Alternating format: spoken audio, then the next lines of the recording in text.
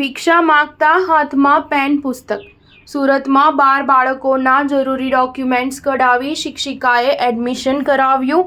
ભણવાની ખુશીમાં બાળકો નાચતા ગાતા સ્કૂલે પહોંચ્યા. સુરતમાં જે નાના હાથ મંદિરની બહાર કે ટ્રાફિક સિગ્નલ પાસે ભીખ માંગીને રોજીરોટી મેળવતા હતા તે આજે પેન અને પુસ્તક ઉપાડશે.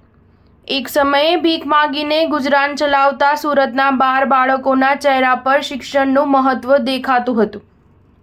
વાલીઓ પાસે તેમનું જન્મનું પ્રમાણપત્ર પણ ન હતું, જેથી તેઓ સ્કૂલમાં એડમિશન લઈ શકતા ન હતા.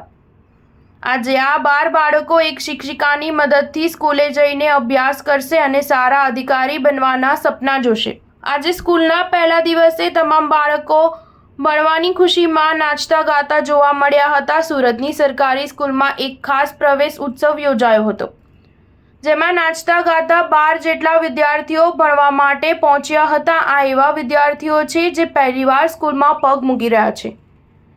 આમ તો સામાન્ય રીતે ગરીબ અને મધ્યમ પરિવારના બાળકોને સરકારી સ્કૂલમાં એડમિશન મળતું હોય છે, પરંતુ સ્લમ એરિયામાં રહેતા અનેક બાળકો કે જેમના માતા પિતા શ્રમિક છે અને તેમની પાસે ડોક્યુમેન્ટ્સ નથી, તેના કારણે તેઓ પોતાના બાળકને સ્કૂલે મોકલી શકતા નથી.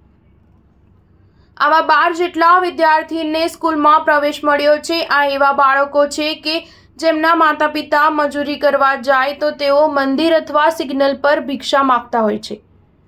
કતારગામ વિસ્તારમાં રહેતા પિનલ પટેલ આમ તો ટ્યુશન ટીચર છે, પરંતુ તેઓ નિઃશુલ્ક સ્લમ વિસ્તારમાં રહેતા બાળકોને પણ ભણાવે છે. તેમની સાથે અન્ય મહિલાઓ પણ જોડાઈ છે.